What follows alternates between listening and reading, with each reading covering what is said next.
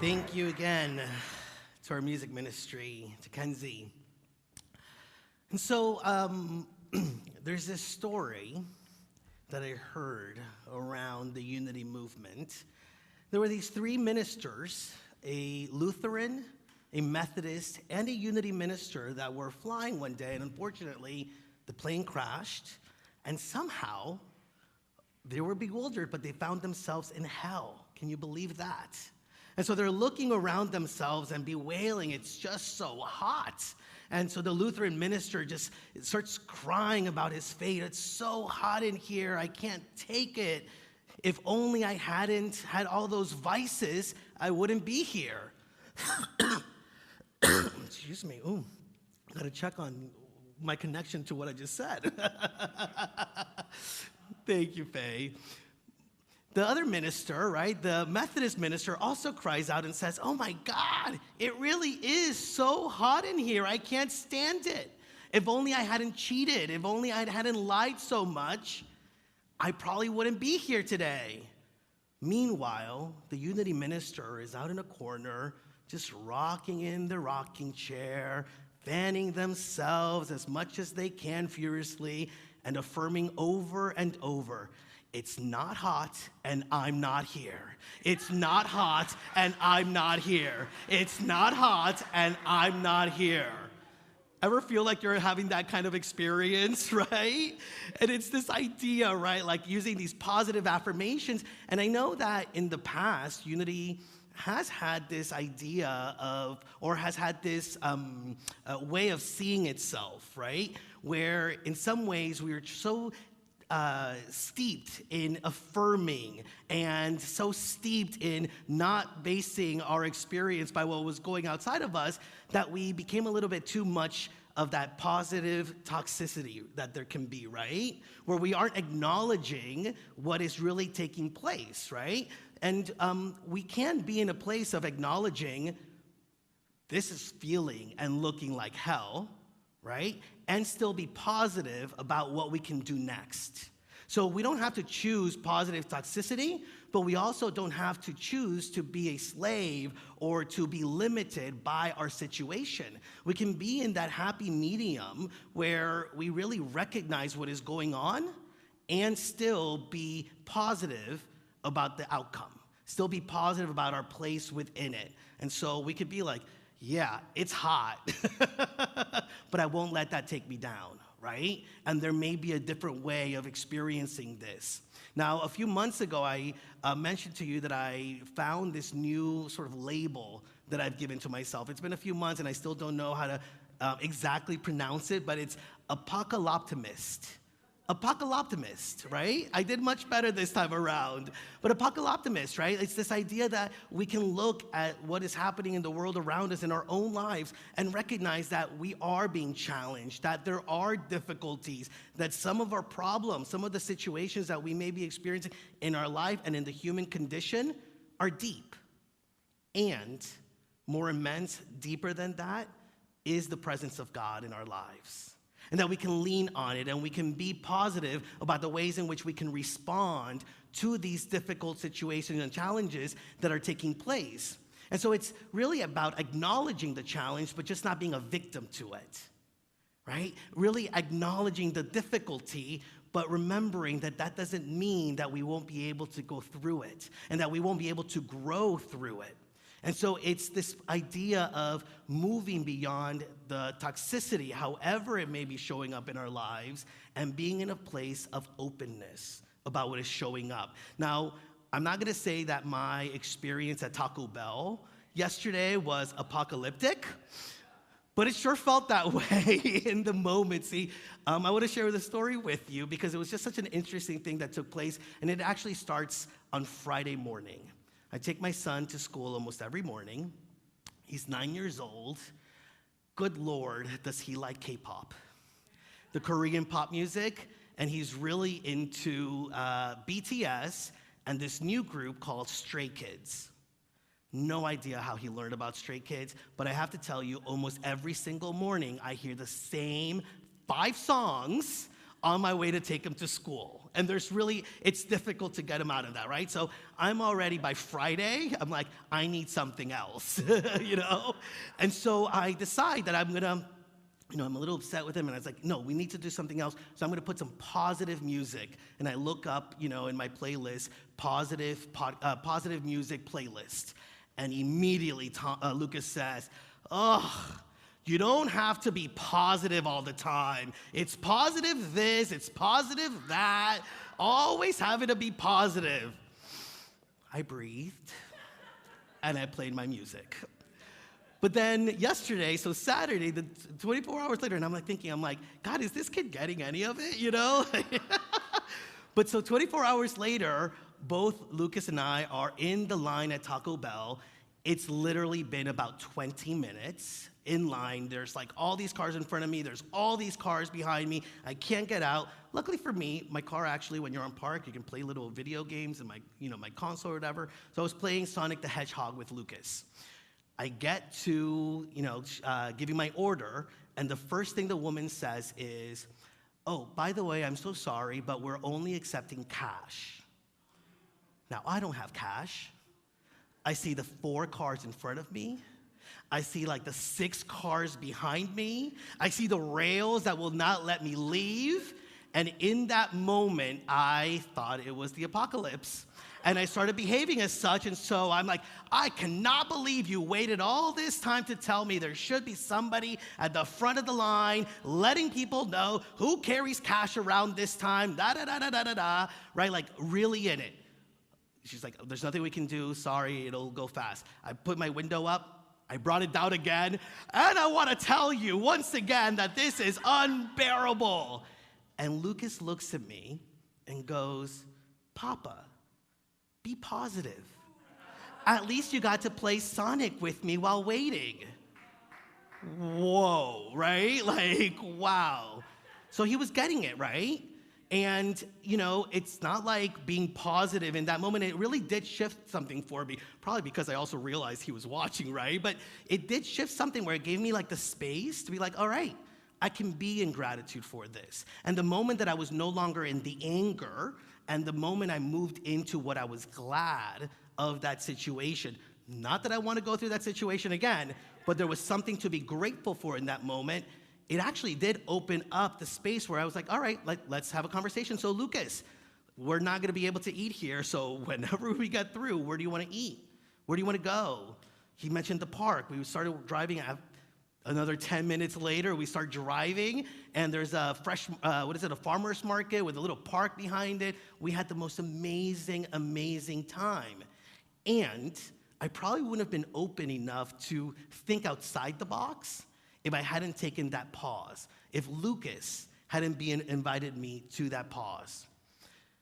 And so it's not like it made the whole situation go away or make it go any faster, but it did help me to be more productive in that moment, and it was easier to be around me for myself and my son. Which brings me to the story of Pollyanna. Now, how many of you are familiar with the story or have heard of the term Pollyanna? A lot of times when we hear somebody being called Pollyanna, it's like a negative, right? Because imagine that now the American Heritage Dictionary defines Pollyanna as a person who is foolishly or blindly optimistic. Foolishly optimistic. But see, the author of Pollyanna, who died in 1920, she actually really battled this way of seeing Pollyanna, and she said this, I have been made to suffer from the Pollyanna books. I have been placed often in a false light. People have thought that Pollyanna chirped that she was glad at everything. I have never believed that we ought to deny discomfort and pain and evil.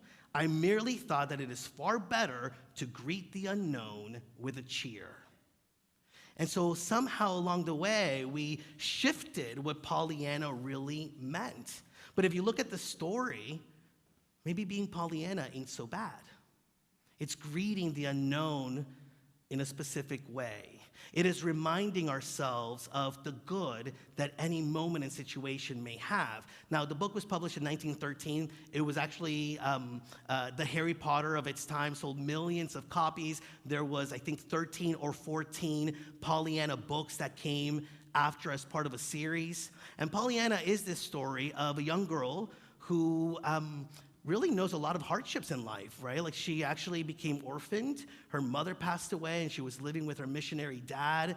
Then her father passed away, and she had to go live as a young girl with her aunt in a different town.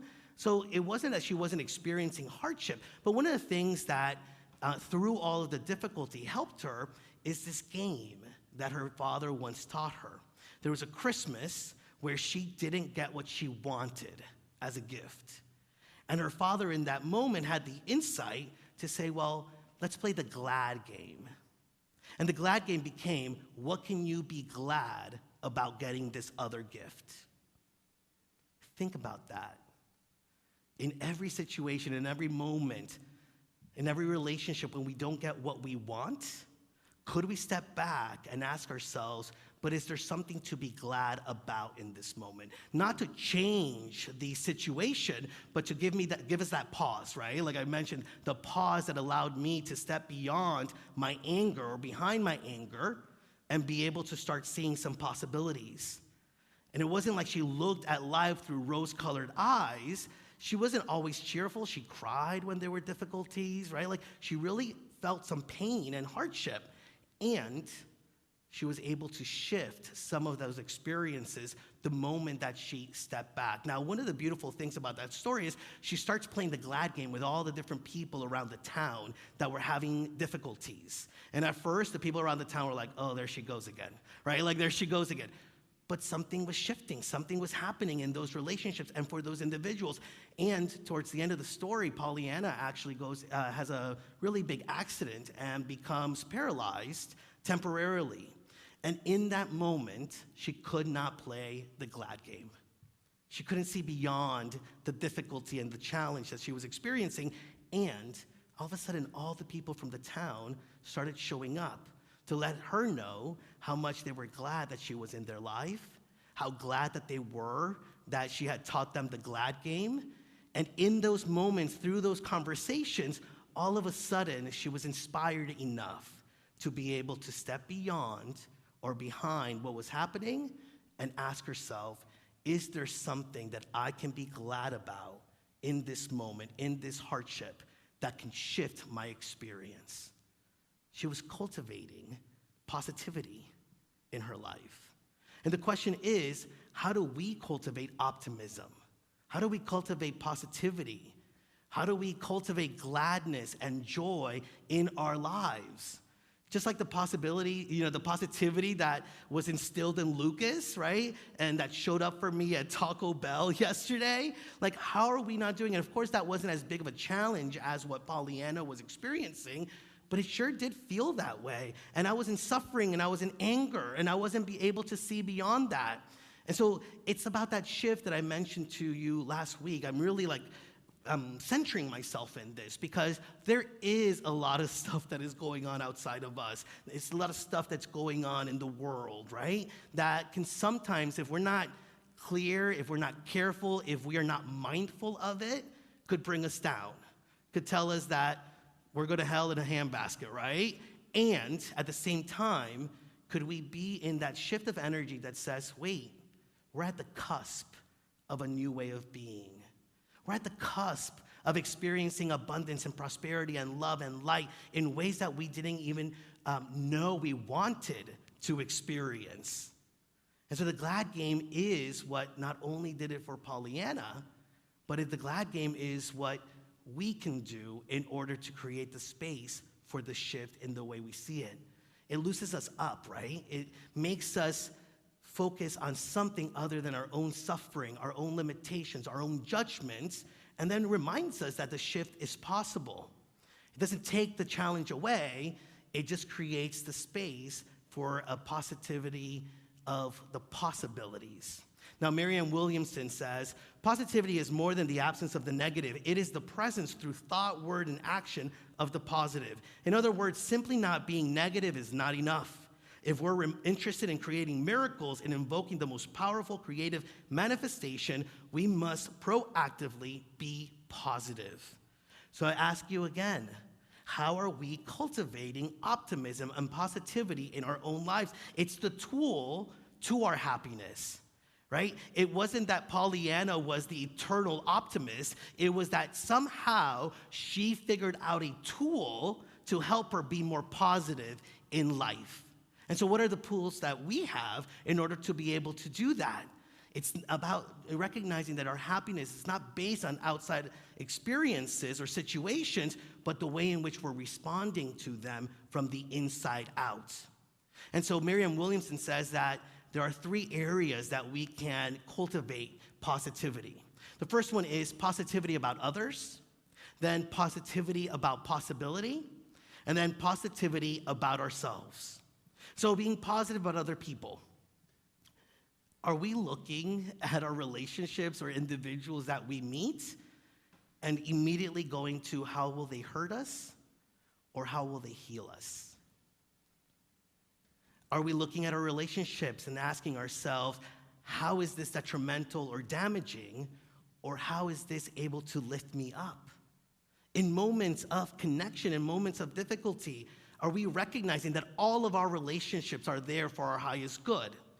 Even the ones that kind of suck sometimes.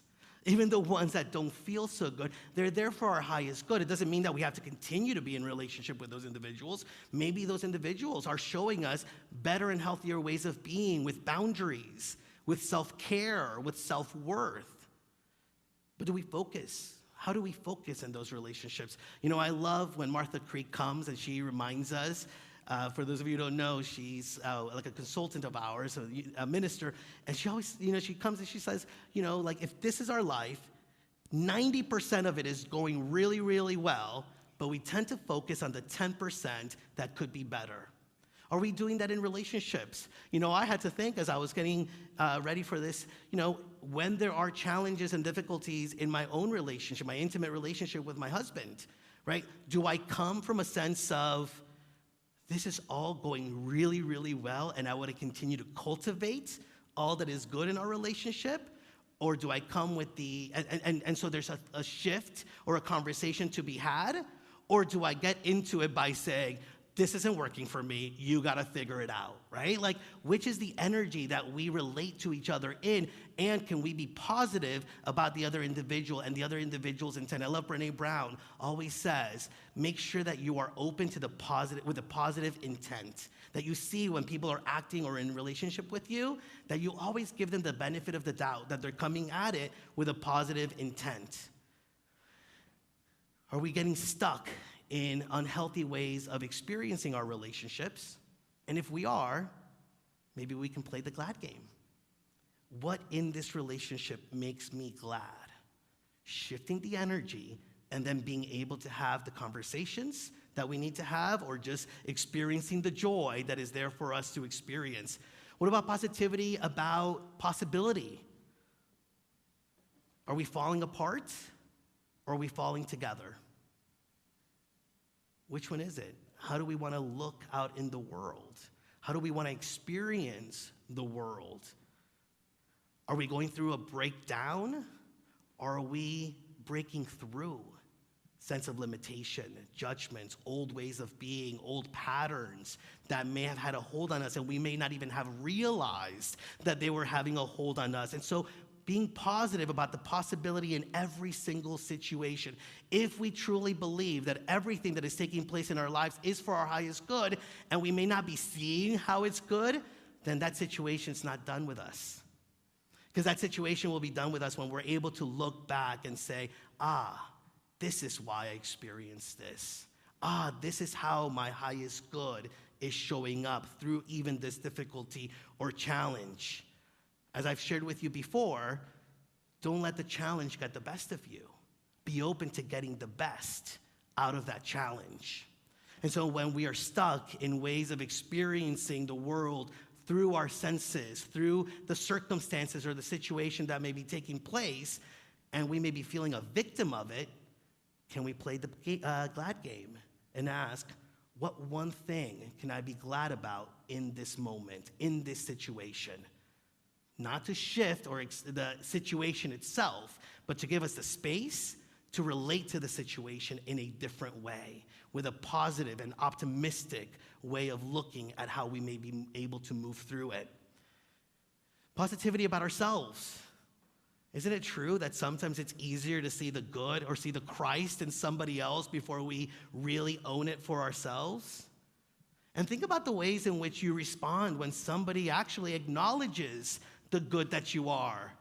I mean, I really have been, through the years, really recognized how much when somebody gives me a compliment, I have a tendency to try to minimize it. Have you experienced that? Somebody gives you a compliment and you're just like, oh, well, it's just a little thing. No, you showed up. You were seen, you were witnessed. It's a beautiful, amazing thing.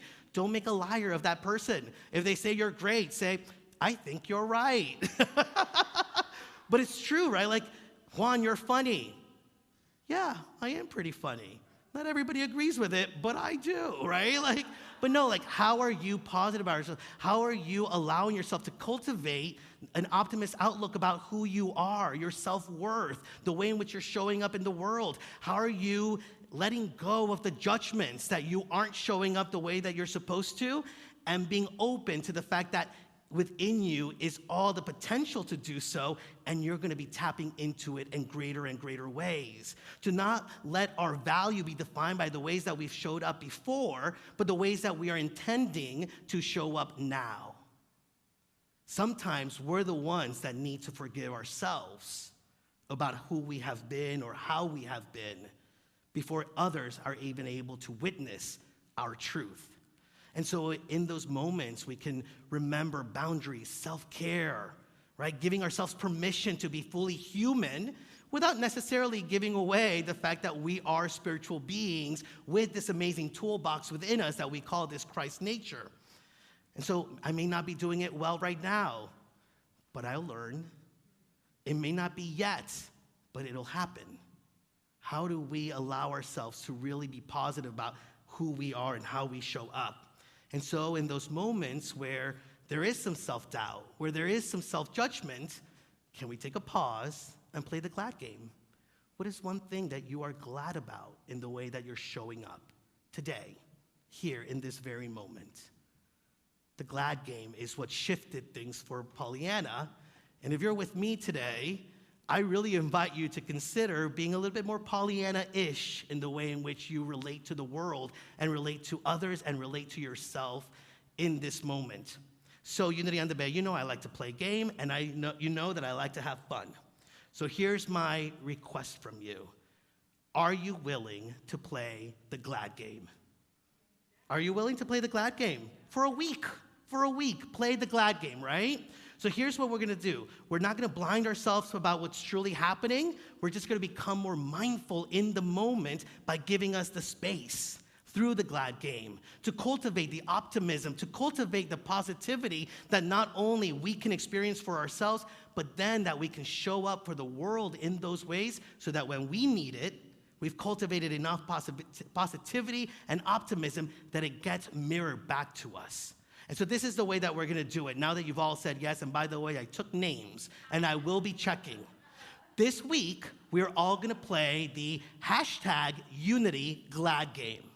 And you're going to cultivate positivity and optimism in your world and in the world of those around you.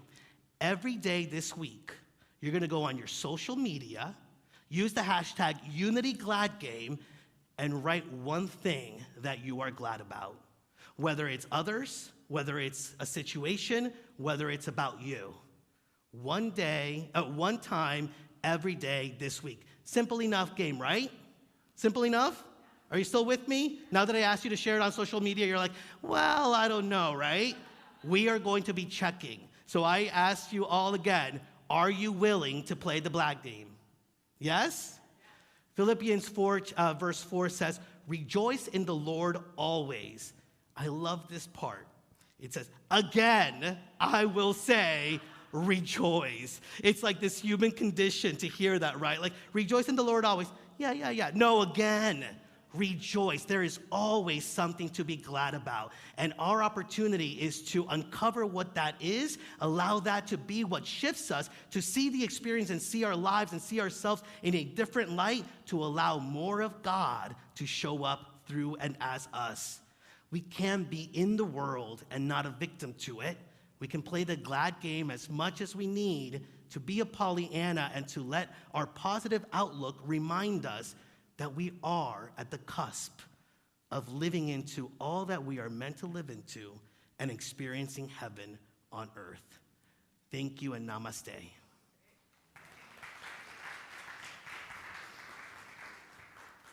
you, Reverend Juan. Please give Reverend Juan another round of applause. I love that, a whole message on positivity, right? Positivity. Lucas has become very smart, Juan. We should all add Reverend Juan to our prayers. How old is Lucas now? 9 going on 28. Incredible message. Thank you, Reverend Juan. What are your tools to stay positive, right? I mean, and Reverend Juan mentioned Taco Bell. You know, the Mexican pizza just came out this week. It brought me a lot of positivity, but would it have brought the same positivity if I was stuck on that line for 20 minutes with no cash, right? We are so blessed here at Unity on the Bay to have incredible, our reverends are just fantastic, and we're just so blessed to be spiritually fed every Sunday with our Sunday message. And right now we believe in the spiritual law of giving and receiving. And now's your chance to give in gratitude. If you need an envelope, please raise your hand, and Annette's walking around. She will hook you up with an envelope. If you want to go green, text GIVE, G-I-V-E, right back there, yeah. G-I-V-E to 833-245-5645. That's 833-245-5645. That info's on the screen for you folks at home and folks in-house. The information's right behind me. If you set that up one time, it really does make your life a lot easier. Then you do 3 clicks, and you are all done during service. But we have envelopes, so do not worry. We're here to the left as well, Miss Annette. So I'm going to give you a couple seconds in silence to prepare your gift, all right?